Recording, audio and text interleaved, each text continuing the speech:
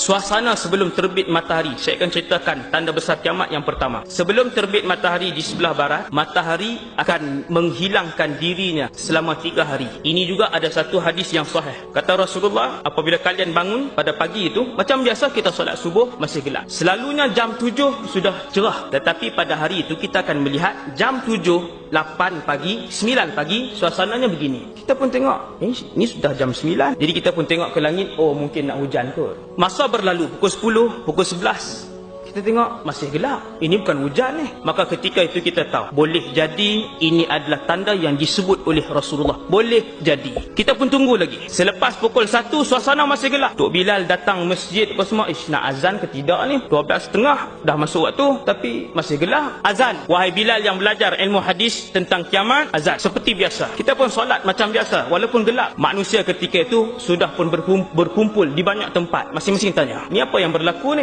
Masing-masing menunggu berita daripada TV dan sebagainya. Maka kita akan tengok dalam berita sebagainya, fenomena alam yang tiada huraian. Kita tunggu esok. Keesokan harinya, malam tu semua tidur. Keesokan harinya, semua bangun. Hari yang kedua orang lebih ramai melihat. Hari kedua bila kita bangun, manusia semua pakat tengok. Jam 7, jam 8, suasana gelap seperti ini.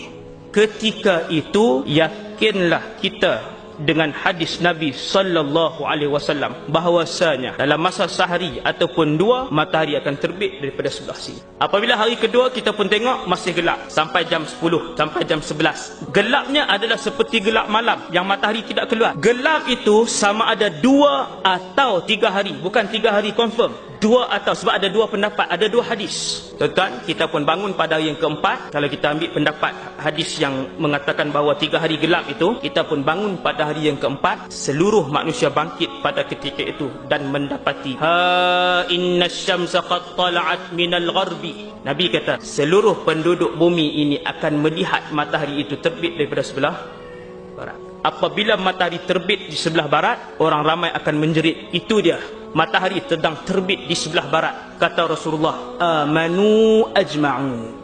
Semua beriman ketika itu. Seluruh penduduk bumi ketika itu beriman kepada Allah. Baru mereka yakin inilah kuasa Allah. Dan ketika itu iman tidak lagi boleh diguna pakai. Kerana apabila terbit matahari di sebelah barat, itu bermaksud Allah telah pun menutup pintu taubat selama-lamanya. Kesemua orang berlari ke kanan ke kiri. Suasana jadi tidak terkawal. Ada yang balik ke rumah menyarungkan tudungnya baru menutup aurat. Ada yang berlari ke masjid terus mengambil wuduk dan terus solat. Tetapi solat itu tidak boleh dipakai lagi. Yang bertaubat baru nak tutup aurat, ketika itu tutup auratnya tidak diterima lagi. Kata Rasulullah, ada yang sedang memerah susu kambing ataupun lembunya, dia meninggalkan perahan itu serta merta. Ada yang sedang meletakkan bata pada binaannya, dia meninggalkan letak bata itu serta merta. Ada yang ketika itu sedang berjual beli, dan ketika itu juga dia melepaskan duit dan barangnya, kata Nabi. Ini Nabi buat contoh. Mereka balik ke rumah mengambil emas masing-masing. Nabi sebutkan dalam hadis itu az-zahabul ahmar, emas merah. Ambil emas merah, mencari orang-orang miskin. Ketika itu berlari ke rumah orang miskin, lalu diletakkan di depan rumah orang miskin. Diketuk pintu, makcik ambillah semua emas ni, saya sedekah fi sabilillah. Ini sedekah saya.